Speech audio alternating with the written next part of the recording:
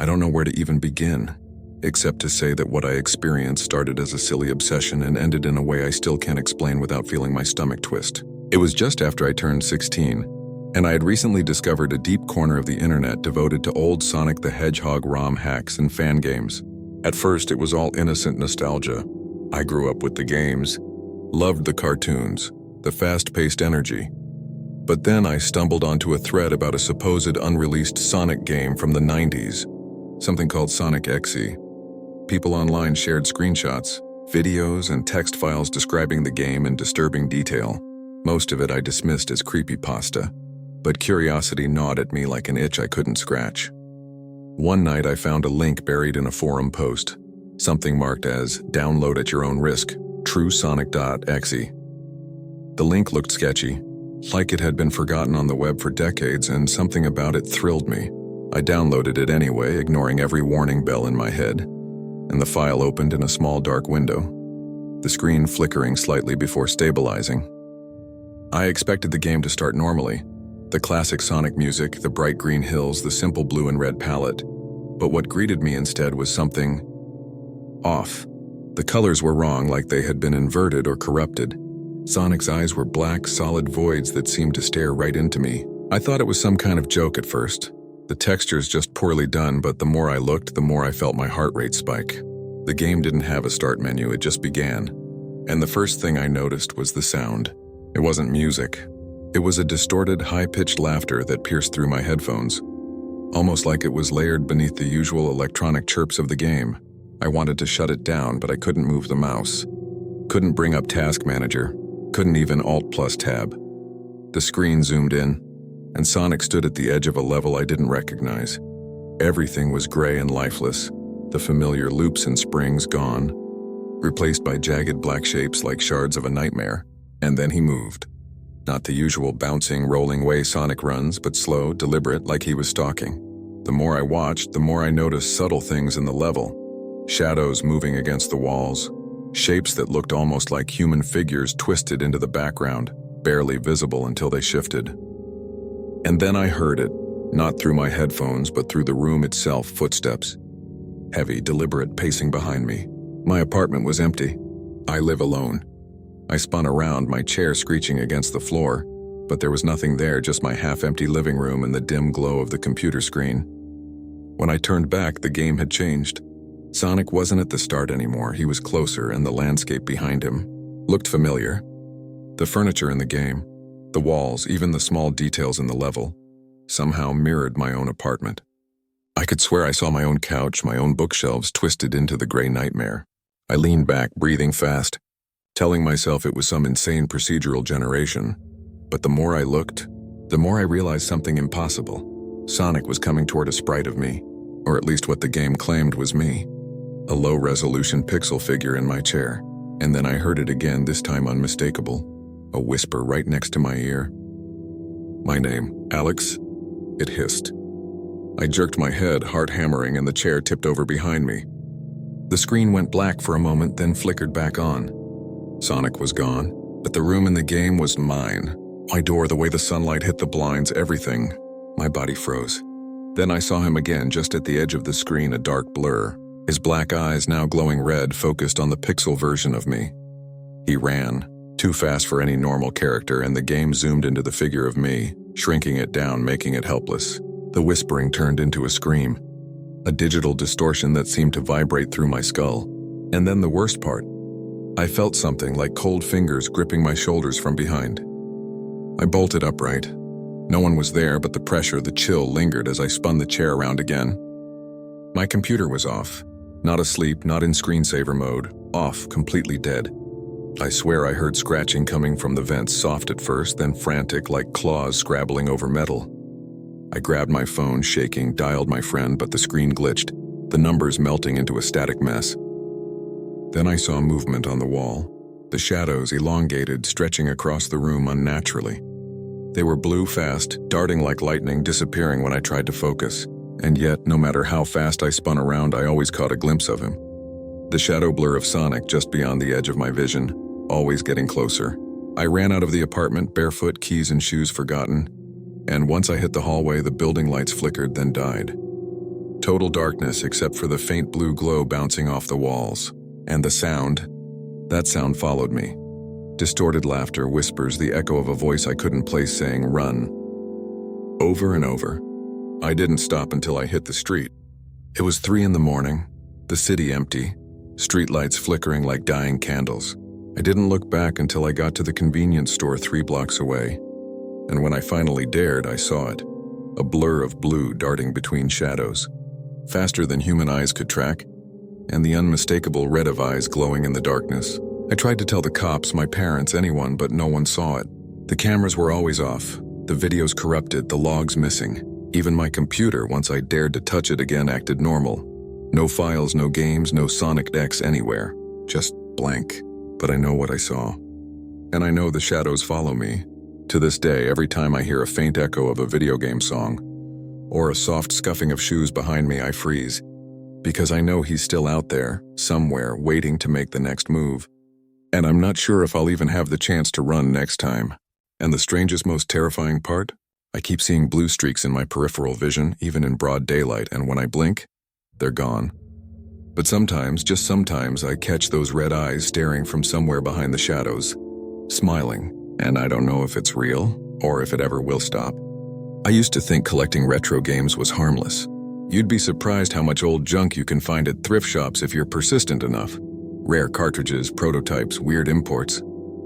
It felt like I was piecing together a part of my childhood that had slipped away. That's why when I found the Sonic cartridge, I thought it was just another oddity for my shelf. It was sitting in a dusty plastic bin in the back of a local flea market. No box, no label. Just a blue Sega Genesis cartridge with the word collector scribbled in marker on the back. The vendor didn't even remember where he got it. He shrugged and let me have it for $2.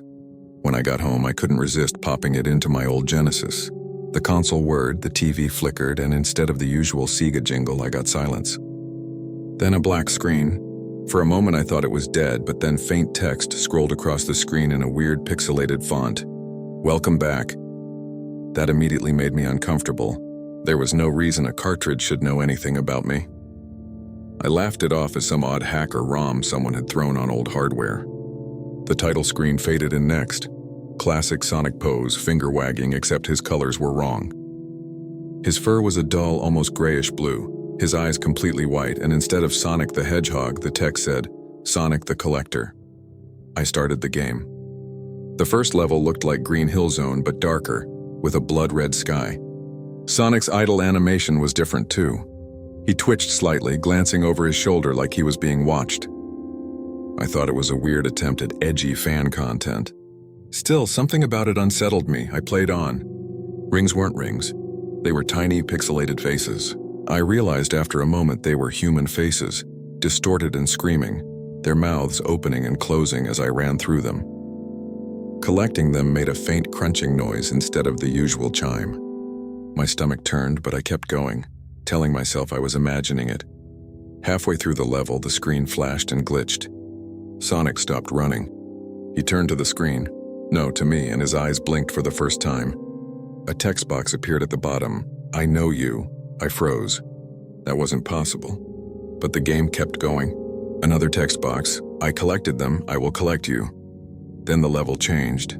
No transition, no fade out. One moment I was running through a twisted green hill. The next I was in what looked like my own neighborhood.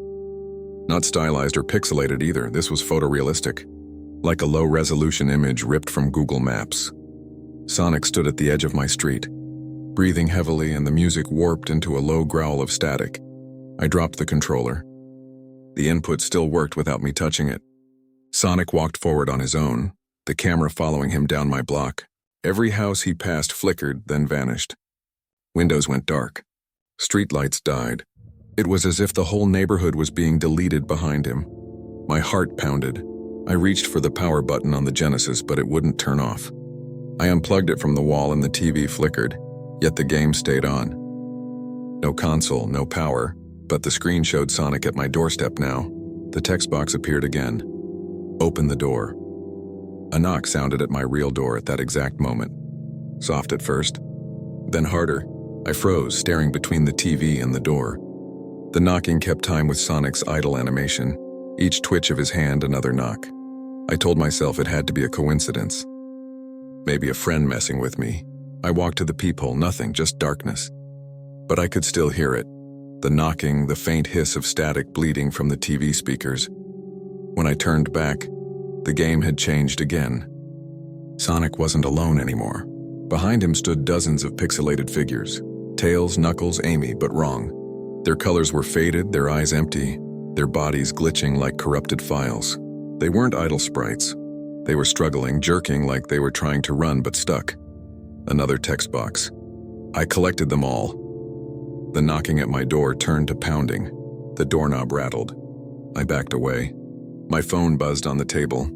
A text from an unknown number. Let me in. I didn't move. The pounding stopped. For a moment, everything was silent except for the low static from the TV. Then from the speaker, a whisper, so faint I had to strain to hear it. My name, Daniel. I spun around. The room felt wrong, colder, darker. The shadows on the wall were moving. Blue streaks darted across the ceiling.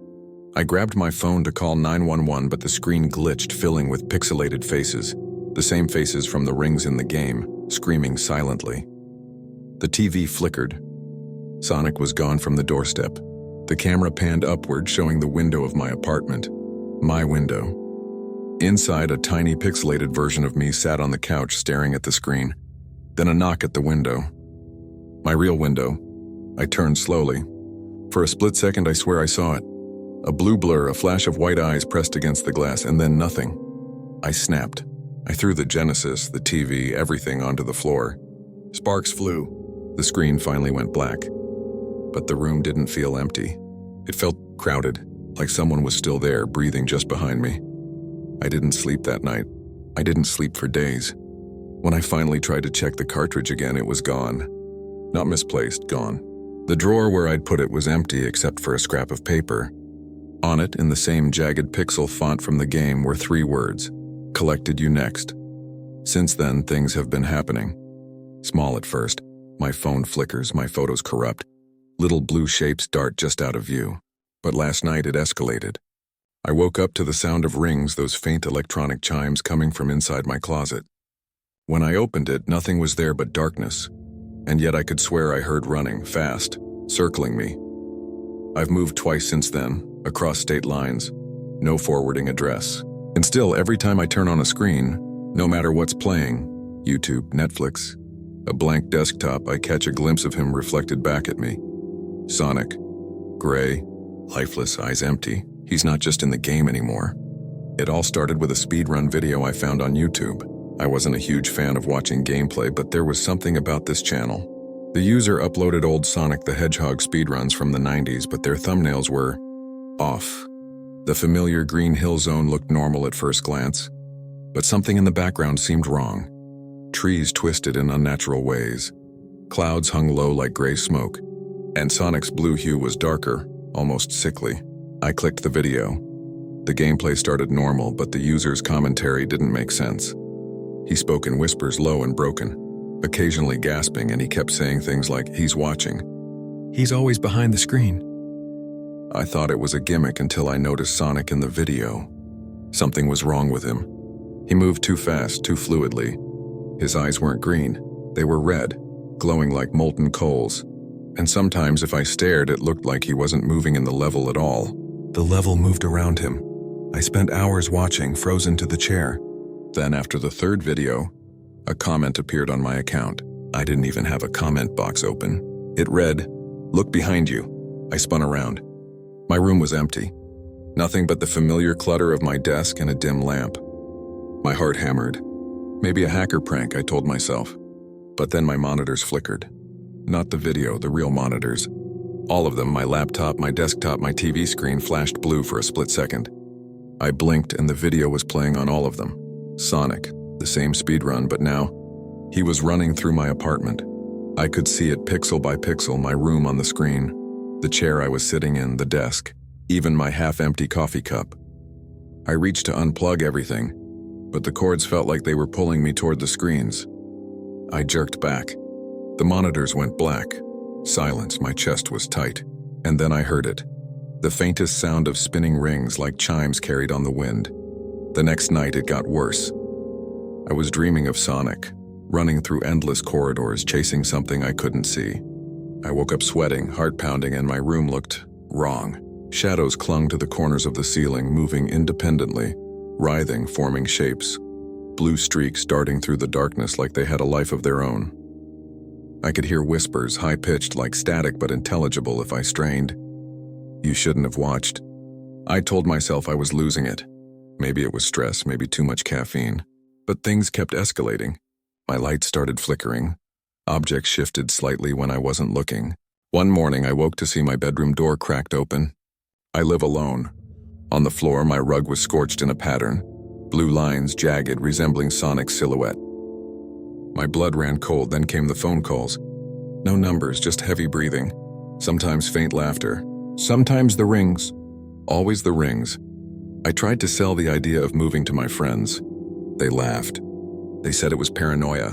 But one night, I got a video sent to my phone from an unknown contact. It showed my apartment live from above. The furniture moved slightly as if Sonic had passed through, leaving faint blue trails on the floor. I watched as the camera panned to my bedroom. The bed was empty, but a shadow darted across the wall. A single red eye glowed in the corner, then vanished. I panicked. I unplugged everything, I left lights on, I barricaded doors. Nothing worked. The shadow followed me wherever I went in the apartment, just beyond vision. I would catch glimpses of blue moving through the corner of my eyes, always fast, always gone before I could confirm. Then came last night. I had no idea how long I was awake. Hours, days. Time seemed meaningless. The blue streaks were constant now, flitting across my walls, ceiling, sometimes stopping for a heartbeat in front of my face. Then from the corner of the room I heard him speak. Not a text box, not static, a real voice, distorted and hollow. The shadow zone is where you belong, I froze. My blood turned to ice. My apartment wasn't mine anymore. The shadows coalesced, forming corridors that shouldn't exist, looping endlessly. Walls lined with my own furniture, distorted, stretched, trapped in an endless maze. Sonic ran through these corridors faster than I could track. He stopped occasionally, looking back at me, his red eyes burning through the darkness. And then I saw them, the faces, the people he had collected before, floating, screaming silently in the blue haze. Their eyes followed me, mouths moving, muffled by static, warning me. I ran. The corridors shifted. My own apartment became a labyrinth. The walls pulsed, blue streaks cutting through the darkness. I could hear the chime of rings ringing closer, and then his laugh, a low, cruel, inhuman laugh that shook the air around me. My legs burned. My lungs burned. I turned a corner and there he was. Not the small pixel version, not the animated sprite. Full size, a shadowy blur, faster than the human eye could follow, but the shape unmistakable. Sonic. His grin stretched impossibly wide, eyes glowing red, fur dark as midnight. He ran straight through me. I felt it. Pressure like being compressed between two planes, then nothing. I woke up in my bed this morning, sheets damp with sweat. But the room looked normal. Sunlight spilled through the blinds. My monitors were off. My apartment smelled normal. I swore it was over. I even laughed nervously at myself. But when I glanced at my phone, there was a new video in my gallery. No file name, no app associated with it. I tapped play. It was my room. Empty. The camera slowly panned toward me sleeping. And then, a blue streak shot across the screen, stopping at the edge of the bed. I saw it clearly this time. One red eye staring directly at me. Then the screen went black. I haven't slept. I haven't left my apartment. Every reflective surface catches glimpses of him. My phone buzzes with static rings constantly. I can hear him at night, laughing, whispering my name, running just beyond my vision. I'm trapped in a world where the lines between the game and reality are gone. I don't know how much longer I can endure it, and the worst part? Every time I blink, I see him closer. Always closer, faster. Waiting for the moment I can't escape. I know he's coming. And I don't think I'll have a chance to run next time.